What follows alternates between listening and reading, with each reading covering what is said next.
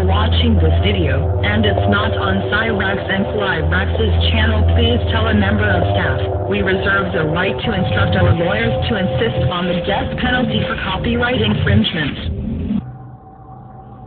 The next step after the Vril flying saucers was the Haunebu series of craft. By 1939 the SS had produced the RFC-5, which it called the Haunebu 1. In August 1939, the machine made its maiden flight and proved its viability. The early Haunebu 1 craft, of which 2 prototypes were constructed, were 25 meters in diameter, had a crew of 8, and could achieve the incredible initial velocity of 4,800 kilometers, but at low altitude. Further enhancement enabled the machine to reach 17,000 kilometers. Flight endurance was 18 hours.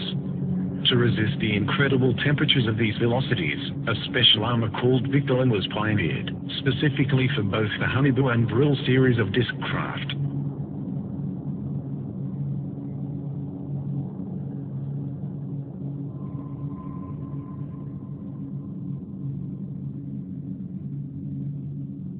The Haunebu 1 had a double hull of Victolan. The early models also attempted to test out a rather large experimental gun installation, the twin 60mm KSK strong ray cannon. It has been suggested that the ray from this weapon made it a laser, but it was not. It could transmit a powerful energy burst suitable to pierce up to 4 in of enemy armor.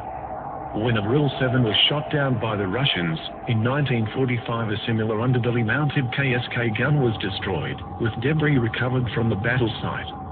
The heavy gun installation, however, badly destabilized the disc, and in subsequent Haunebu models lighter MG and MK cannon was supposedly installed. The Haunebu 1 first flew in 1939 and both prototypes made 52 test flights.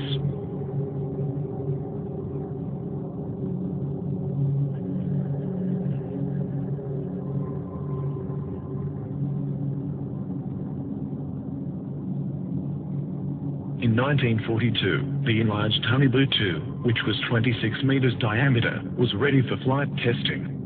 This disc had a crew of 9, and could also achieve supersonic flight of 6,000 to 21,000 kilometers with a flight endurance of 55 hours. Both it and the further developed 32-meter diameter Haunebu 2 had heat shielding of 2 hulls of Victolan. The craft were constructed and tested between 1943 to 44. The craft made 106 test flights. By the end of 1940, the Haunebu 2 had entered service as a reconnaissance aircraft, and there is certainly photographic evidence to support this. For example, one was caught on camera near Antarctica in 1940. The design of the Haunebu 2 should be noted for future reference. Whatever their exact nature, it appears confirmed that the range of alternative design aircraft were by now on the drawing board or hovering above the ground. Some of these designs proved worked, and successes were being reported. On 17 April 1945,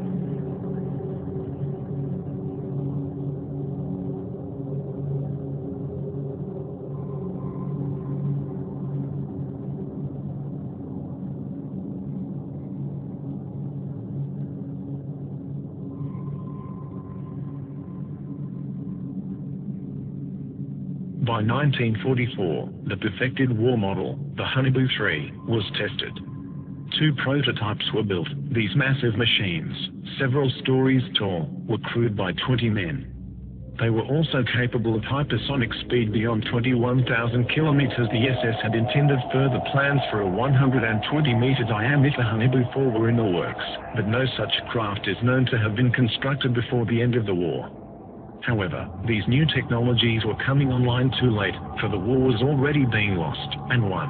Within months the Allies and Russians had poured into Central Europe. Hitler was thought dead and the war apparently over, and as soon as the war was over, ghost rockets started appearing over Scandinavia, and within 2 years flying saucers were being reported wholesale over mainland United States.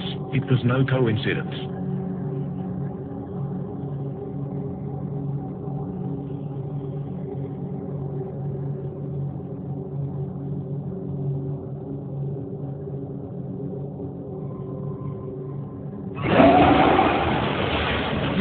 Tempos.